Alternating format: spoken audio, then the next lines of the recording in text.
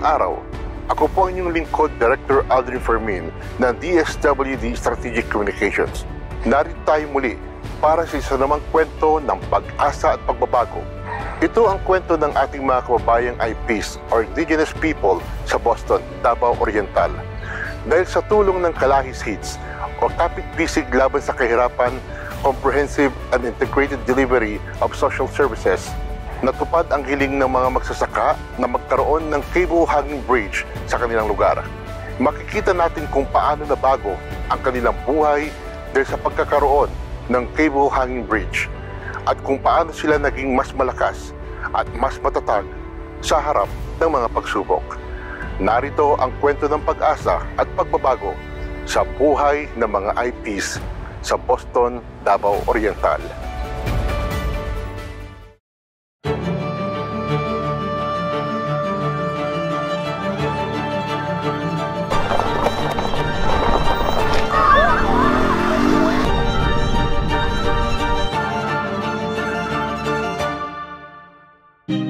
Mahabang panahon ang pinaghintay ng mga magsasaka ng Barangay Simulaw dito sa bayan ng Boston sa Davao Oriental para magkaroon ng katuparan ang kanilang hiling na tulay na kanilang madadaanan. Lubos kasi ang pag-aalala ng mga residente ng barangay dahil sa biglaang paglaki ng tubig sa ilog, lalo na kung panahon ng tag-ulan.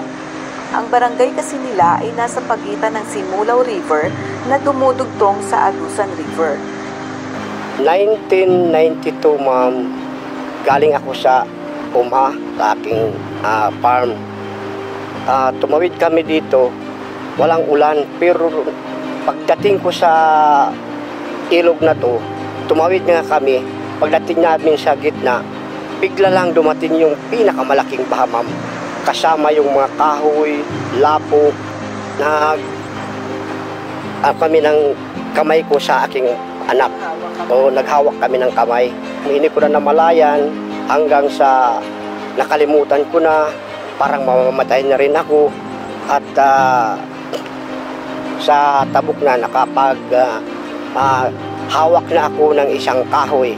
At yung anak ko doon na sa parang nagganon na lang kamay niya. Nagpaalam na sa akin. Wala na, ma'am. Hanggang ngayon wala na po nakita. Kinakailangan namin po ng ganitong proyekto para hindi na kami katulad noon. Aking anak na na grade 1 pa po ang kanyang edad. Kinakailangan namin, karamihan yung mga tao doon na nagtira, yun talaga ang pinaka-importante sa amin na proyekto para matulungan kami. Ang lugar ay pinamamahalaan ng tribong Mandaya at upang magamit ang lugar, idineklara itong ancestral domain base na rin sa Tribal Resolution at Use of Rock Agreement. Ang footbridge ay may habang 140 meters, mayroon ding hagdan, steel frames at cables na pangsuporta. Dahil pumasok itong natin sa programa natin na Kalahi, lumabas na ito talaga yung pinaka-priority. Hindi lang na dito yung pangkabuhayan nila sa kabila, pati na yung danger sa lives nila kapag tumatawid sila doon. Kasi yung mga tao dito, dependent dito sa kabila, may mga rattan product tayo, yung mga raw na rattan, tapos binibinta nila dito sa kabila. May mga bumibili naman na ginagawang furniture, ini-export yung iba. Meron mga palay na crops nila, may mga mais, meron ding niyog. Yun ang reason bakit ito yung na-prioritize talaga. Napakasaya na namin dahil meron na kaming madaanan, yung produkto namin tuloy-tuloy na pagdala. So lahat kami napakasaya na namin dahil protektado na, hindi na kami magdaan ng tubig. Meron naman yung tulay, wala nang problema namin, ma'am. Sa DSWD, lalo na yung project namin na sinamahan, merong Kalahi. Lahi talaga yung Kalahi, ma'am. Napakaganda, napakagaling at napakabait yung mga personnel ng DSWD, ma'am. Lahat ng mga tao sa Barangay Simulaw, masaya na kami, ma'am. On behalf of the local government unit natin, pati na sa Barangay LGU natin, BLGU, nagpapasalamat talagang minimum dahil sa tinatawag nating small infra project itong sa Kalahi na convergence project ng 4Ps at saka ng SLP natin o SLP. Malaking tulong talaga, ma'am. Di naman namin kaya talaga sa LGU yung mag-response kami dito sa project na ito.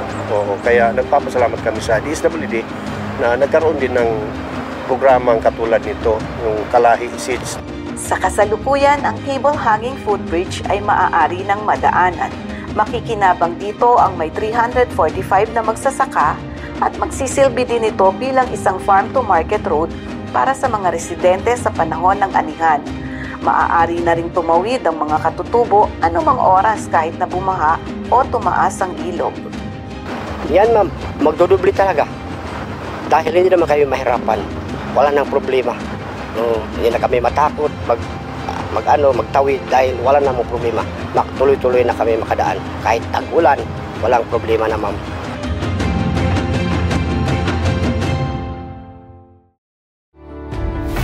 Natunghayan natin ang kwento ng pagbabago sa buhay ng ating mga kapatid na katutubo. Salamat sa tulong ng DSWD sa pamamagitan ng Kalahi Seeds.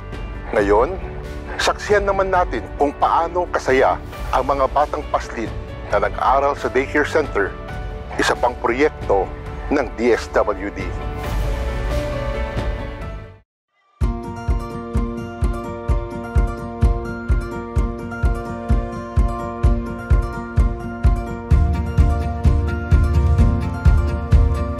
Larawan ng sigla at excitement ang makikita sa mga batang ito habang nagkaklase si teacher. Ang paaralan kasi ay kapitbahay lang halos nila. Ang Child Development Center sa Purok Kalipayan, Barangay Poblasyon sa Bayan ng Boston, Davao Oriental ay naipatayo batay na rin sa kahilingan ng mga residente dito sa pamamagitan ng kanilang barangay captain. Itong daycare center po, isa po sa naging proposal ng Barangay Poblasyon kasi kailangan po talaga, lalo na dito, parte ng komunidad kasi medyo malayo yung isang daycare center. So ito na po ito ngayon nagawa, proposal po ng Barangay Poblasyon para dito na komunidad, mas malapit lang sa mga bata. Hindi na malayo yung pupunta nila, at least malapit lang sa kanyang mga bakuran. So sobra pong laki ng tulong na nabigay ng DSWD dito sa komunidad sa Boston, Davao Oriental. Teacher, kailan kayo nag-start dito sa daycare center? Ano po, yesterday lang po talaga dito sa classroom, just yesterday. Kailan ang klase nyo dito? Ano po, every Monday until Thursday, morning and afternoon. And then yung Friday? Wala po, it's all about paperworks lang po namin as daycare workers. Tapos ilan yung tinuturuan mo dito? 37 po lahat. Ilan yung pang-umaga? Ano po, 18 and then 19 sa ano. Usually, anong may mga subjects na ba na tinuturo or more on writing? Yeah, more on writing, tracing, coloring, playing, like that po sa daycare. Sa mga ilan po yung mga taga-saan yung mga bata? Taga here po sa aming like Purok dito sa Purok Kalipayan, Purok Santan, Purok Rosal. Dito lang po sa nearby lang din talaga para malapit din dito. Ano mga ages nila? Merong 2 to 4 talaga po dito sa 2 to 4 years old. Kailan ka naging nagturo? Since last year po. Since I passed the board exam, and then October I teach na po dito sa daycare.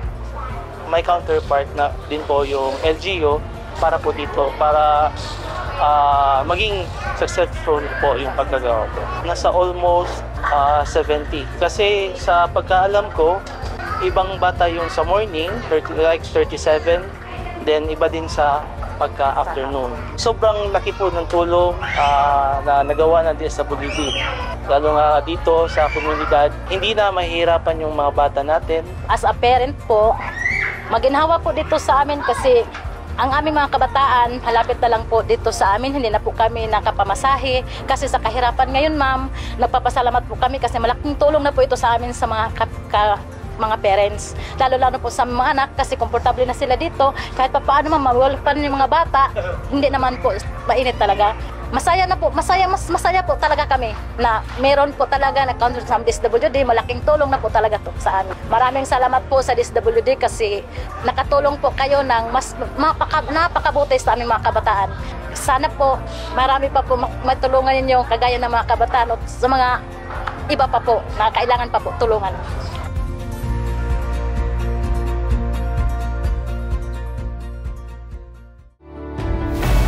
Isa na namang kwento ang aming inihatid sa inyo. Mga salaysay mula sa mga taong nangarap at isinakatuparan ng DSWD. Muli, maraming salamat sa inyong panonood.